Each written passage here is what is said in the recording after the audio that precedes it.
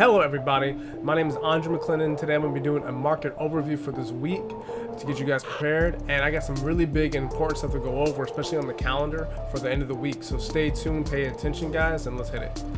So what we're looking at now is the 10-year bond. 10-year has been getting a little bit pressure on this point right here. Is at 1.626.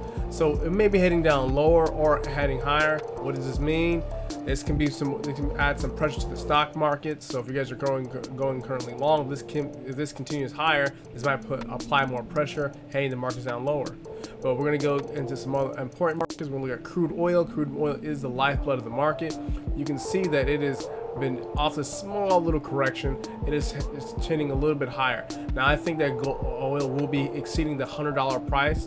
So that means if you're in some ETFs or ATNs or in some stocks that are relative to oil, they might have to see some appreciation. So let's see how it's going to go.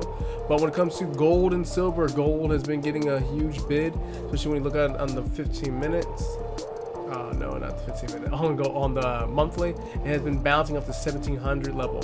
Hopefully we see gold hitting higher highs. When you see the gold price in other currencies, it is making higher highs.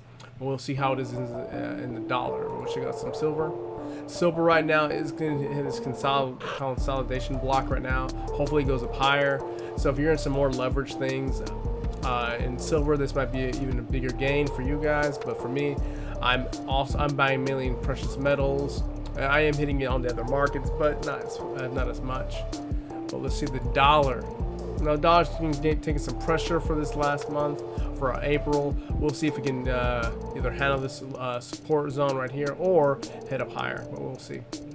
Now, let's check out the news I was talking about. So we have a lot of bank holidays coming up. We have the yen, China, even Germany bank holiday. Now, what I really want to go to, where's it at? Right here.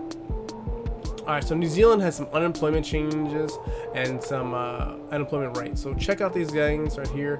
We'll see when the finalized numbers comes out, see how the markets take it. Yen still has a bank holiday, so does China. So if you guys are trading those currency pairs, it might be kind of slow, so understand that. They might be prone to more manipulation. We'll see if you're in those pairs or not, maybe a little higher spreads. All right, we got Canada, the BOC. All right, where's that fire at? Here it is, Thursday. Now, Thursday, we got a lot of stuff happening on the pound, asset purchasing facility. We got monetary policy summary. There's gonna be a lot of stuff happening, so the pound may be very volatile. And we got First Friday coming up. Be aware of that, Forex traders, currency traders, future traders, anyone who's looking at this, be aware. There's a lot of stuff happening up right here. So that's the weekly news, guys. So check out my website. I do have some extra stuff there.